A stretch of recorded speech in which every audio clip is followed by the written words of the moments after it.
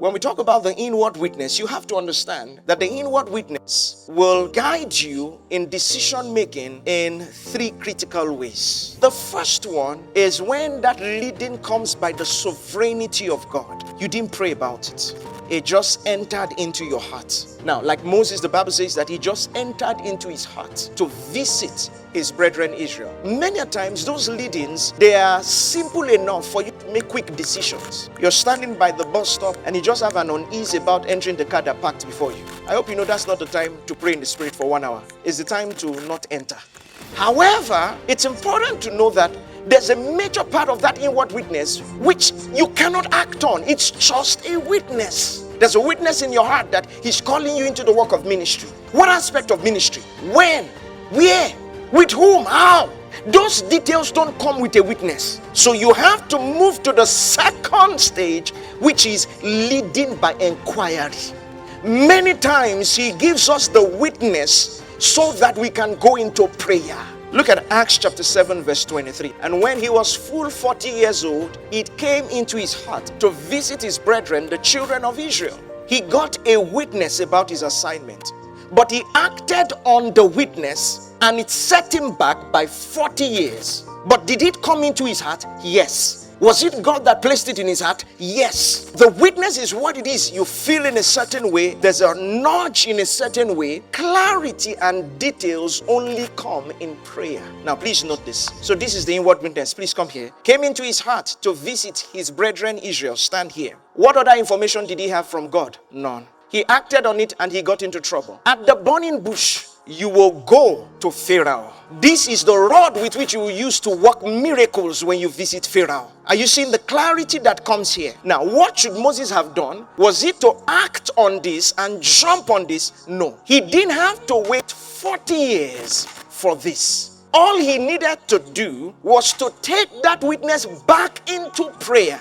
Lord, what is it you're saying? I need clarity on this. And he gets into the presence of God, and what he suffered for 40 years would have been unnecessary. And I hope you know, at the time he had this witness, it was 390 years of the captivity of Israel in Egypt. They had just 10 years more to go. God told Abraham, after 400 years, your children will be delivered. In essence, God was giving Moses 10 years to prepare for ministry. But he jumped, and it took God 40 years to reroute him back to destiny. Remember what I told you about the GPS? I hope you know that when God showed up here, God did not say, Moses, I would have used somebody else. I'm just a merciful God. Now go. But if you like, jump before me now. No, there was no conversation about this. He does not lead by condemnation. You messed up. It's in the past. The GPS has rerouted you back to destiny.